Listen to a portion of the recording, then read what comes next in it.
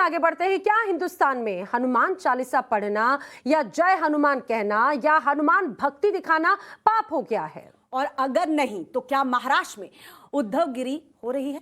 Report के जरिए दिखाते हैं आपको।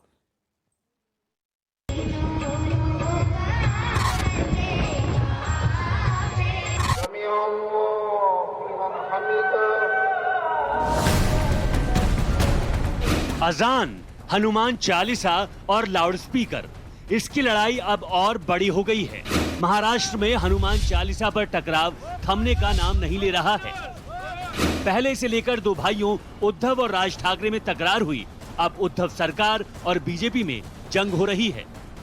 हद तो तब हो गई जब सांसद नवनीत राणा और उनके पति रवि राणा को राजद्रोह का केस लगाकर अंदर कर दिया गया। हुआ बस इतना था कि सांसद नवनीत राणा और उनके पति रवि राणा ने सीएम उद्धव के घर यानी मातोश्री के सामने हनुमान चालीसा पढ़ने का ऐलान किया तो उद्धव की पुलिस ने उन्हें घर में ही कैद कर लिया। बाद में थाने ले गई। कोई कुछ समझ पाता उससे पहले ही दोनों को गिरफ्तार कर लिया गया। बात यहीं खत्म नहीं हुई। नवनीत राणा और उनके पति पर देशद्रोह का केस लगा दिया गया। पति पत्नी फिलहाल 14 दिनों की न्यायिक हिरासत में है। नवनीत राणा का कसूर क्या था, ये शोध का विषय है, लेकिन उन पर कानूनी कार्रवाई हो गई। अब दूसरी तस्वीर देखिए। नवनीत राणा के विरोध में उनके घर के बाहर शिव सैनिक बवाल करते रहे, हंगामा काटते रहे, लेकिन सिर्फ 16 शिव सैनिकों को गिरफ्तार किया गया, वो भी सामान्य धाराओं में। इन्हें 24 घंटे के अंदर जमानत भी मिल गई। मतलब ये कि जो घर में कैद थे उनके खिलाफ राजद्रोह वाला खेल हो गया। जो सड़क पर तांडव करते रहे उन्हें बेल मिल गई। अब अगर इसे डबल स्टैंडर्ड नहीं तो क्या कहा जाए? बीजेपी इस मसले को लेकर उद्धव सरकार पर हमलावर है। वहीं महाराष्ट्र के गृह मंत्री राजद्रोह का केस लगाने के पीछे की वजह बता रहे हैं। जरा सुनिए। हनुमान चालीसा महाराष्ट्र में नहीं बोली जाएगी तो क्या पाकिस्तान में बोली जाएगी? इतना हनुमान चालीसा से इनको नफरत क्यों है? और सबसे बड़ी बात यह है कि एक महिला को नामोहराम करने के लिए, एक महिला को पस्त करने के लिए हजारों लोगों को इकट्ठा किया जाता है, आने जाने वाले के ऊपर हमला किया जाता है, उनके घर में पुलिस भेजकर उनको अरेस्ट किया जाता है। और इसमें आश्चर्य की बात यह है कि राजद्रोह का, देशद्रोह का, सिडिशन का आरोप उनके ऊपर लगाया जाता है।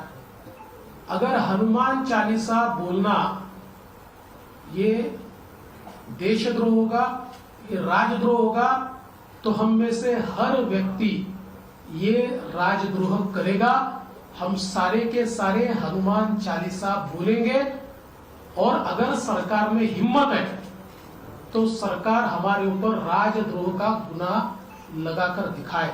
तो क्या लगता है उनको हनुमान चालीसा पढ़ने के लिए अरेस्ट किया है? उसके लिए नहीं अरेस्ट किया उनको। उन्होंने जो जो स्टेटमेंट दी है अशांति फैलाने के लिए। पर अशांति तो वहाँ पे जो गुंडागर्दी हुई थी उनके खार रेजिडेंस के अंदर, जहाँ पे स्लोगनेरिंग हुई थी, जहाँ उन्हें बंटी बबली बोला गया था। देखिए उनको नोटिस दिया था जब वो अमरावती में थे। यहाँ भी उनको नोटिस दिया था। जानबूझ के इन्होंने पुलिस का आदेश का पालन नहीं किया, इसलिए उनके ऊपर कार्रवाई हुई। ऐसा कोई पुलिस अपना काम कर रही है। ऐसा जानबूझ के किसी के ऊपर अटैक नहीं हो रहा है। अभी बीजेपी के कितने नेता हैं, लेकिन 2-4 नेता अगर ऐसा एकदम अशांति निर्माण करने के लिए कृत्य करेंगे और पुलिस कार्रवाई नहीं करेगी तो क्या पुलिस चुप बैठेगी? सामना में शिवसेना ने एक लेख लिखा है जिसमें नवनीत राणा को लोकसभा स्पीकर के घर, पीएम हाउस और गृह मंत्री अमित शाह के घर हनुमान चालीसा पढ़ने की सलाह दी गई है।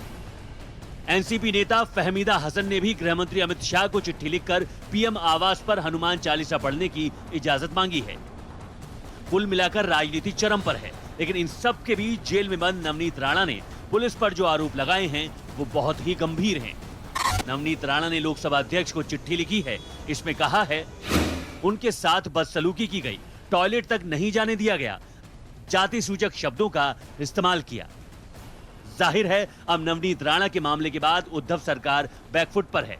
ये मसला और भी बढ़ने वाला है, इसमें शक की कोई गुंजाइश नहीं। Bureau report, times now, Navbharat.